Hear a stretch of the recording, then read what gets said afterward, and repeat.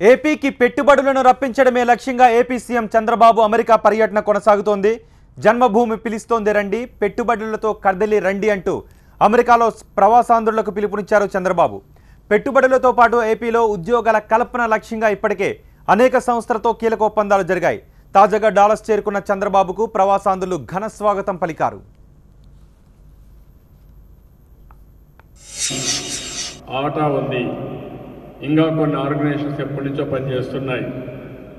వాళ్ళు ఇంకా బాగా పనిచేసే అవకాశం రావాలి. ఎవరెవరి పరిధిలో ఉండే సంఘాలు, అసోసియేషన్లు ఆ మెంబర్లకు మెరుగైన సర్వీసులు అందజేయాల్సిన అవసరం ఉంది. ఈరోజు ప్రభుత్వం కూడా ఇండియాలో ఏ ప్రభుత్వం చొరవ తీసుకోలేదు. నేను చొరవ తీసుకొని నాన్ రెసిడెంట్ తెలుగు కోసం ఒక ఆర్గనైజేషన్ పెట్టాను. ఇంకొక పక్కన జన్మభూమి కమిటీలు జన్మభూమిని ప్రోత్సహించడానికి ఆంధ్రప్రదేశ్ రిప్రజెంటేటివ్గా జయరామ్ని పెట్టాము. ఈ రెండు ప్యారలల్ కాదు. నేను ఈ ట్రిప్లోనే ఒక ఆర్గనైజేషన్ కూడా తయారు చేశాను. మన వాళ్ళు ప్రపంచంలో చాలా దేశాల్లో ఉన్నారు. కొంతమంది ఉద్యోగాలు చేస్తూ పారిశ్రామికవేత్తలుగా తయారయ్యారు. కొన్ని దేశాల్లో మన వాళ్ళు లేబర్గా పోయి కొన్ని ఇబ్బందులు పడుతున్నారు. కొన్ని దేశాల్లో మన వాళ్ళు విద్యార్థులుగా వచ్చారు, వాళ్ళకు కూడా కొన్ని సమస్యలు ఉన్నాయి. నేను ఇవన్నీ అధ్యయనం చేసి ఎవరికి ఇబ్బందులు లేకుండా ఈ ప్రభుత్వం ఏ విధంగా పనిచేయాలో పనిచేస్తాం. స్టూడెంట్స్ చాలామంది వస్తున్నారు, వారికి కూడా కొన్ని సమస్యలు వచ్చినప్పుడు ఆ సమస్యల్ని ఏ విధంగా అధిగమించాలో దానికి కూడా ఒక యాక్షన్ ప్లాన్ తయారు చేస్తామని చెప్పి కూడా నేను మీకు తెలియజేస్తున్నాను. ఈ ఆర్గనైజేషన్ ద్వారా తెలుగువారు ప్రపంచంలో ఎక్కడున్నా వారికి అండగా ఉండాలని నా అభిప్రాయం. వాళ్ళని ఎంపవర్ చేయాలని నా అభిప్రాయం. ఒకసారి ఫోకస్ చేశాం, మంచి ఫలితాలు వచ్చాయి. ఇప్పుడు నేను ఆలోచించేది మళ్ళీ ఒకసారి ఫోకస్ చేసి మీకు ఒక విజన్ ఇవ్వడమే కాకుండా మీరు చేసే పనికి మేము కూడా చేయూతనివ్వగలిగితే దానివల్ల ఇంకా మెరుగైన ఫలితాలు వస్తాయి. దాన్ని కూడా వర్కౌట్ చేస్తాం. ఈరోజు ఇక్కడ చూస్తే ఉమెన్ కూడా, మహిళలు చాలా పెద్ద ఎత్తున వచ్చారు. చాలామంది ఇక్కడ ఉండేవాళ్ళు ఎంప్లాయ్మెంట్ అనేది చేస్తున్నారు, లేకపోతే కొంతమంది స్టార్టప్ కంపెనీలు పెట్టి బాగా రాణిస్తున్నారు. నేను వాళ్ళు కూడా మనస్ఫూర్తిగా అభినందిస్తున్నా. ఈరోజు సాంగ్ కూడా మహిళల కోసం బ్యూటిఫుల్గా ఒక డ్యాన్స్ పెట్టి బాగా చేశారు, మహిళా ఎంపవర్మెంట్ కోసం. నేను మొట్టమొదటి నుంచి కూడా మహిళల పట్ల చాలా కార్యక్రమాలు చేశాం. మన నాయకుడు ఎన్టీఆర్ రామారావు గారు వచ్చిన తర్వాతనే మహిళలకు మహిళా యూనివర్సిటీ పెట్టి ఎడ్యుకేషన్ మీద ప్రాధాన్యత ఇచ్చారు. ఆస్తిలో సమాన హక్కుకు ఒక చట్టాన్ని తీసుకొచ్చారు. ఇంకో పక్క స్థానిక సంస్థల్లో మొట్టమొదటిసారిగా రిజర్వేషన్ తీసుకొచ్చింది మన నాయకుడు ఎన్టీఆర్ రామారావు గారి విషయం మీరు మర్చిపోవడానికి వెళ్ళలేదు. అది అయిన తర్వాత నేను వచ్చిన తర్వాత ఉద్యోగాల్లో కాలేజ్ సీట్లో 33% రిజర్వేషన్లు తీసుకొచ్చాం. డాక్రా సంఘాలు పెట్టాం.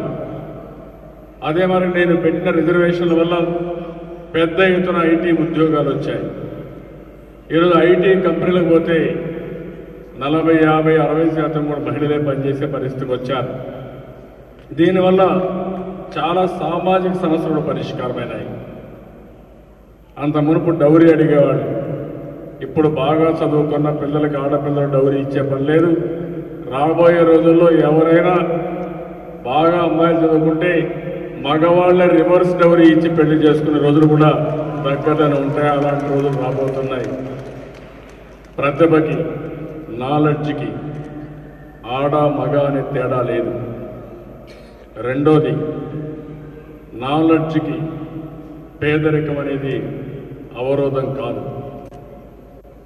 చాలామంది పేద పిల్లలు చూస్తున్నాను, మట్టిలో మాణిక్యాలు పెట్టి ఆ పేద పిల్లల్ని బాగా చదివించే అవకాశం ఉంటే బ్రహ్మాండంగా రాణిస్తాను. నేను దానిపైనే శ్రద్ధ పెట్టాను. ఆంధ్రప్రదేశ్ని ఒక నాలెడ్జ్ హబ్గా తయారు చేయాలని,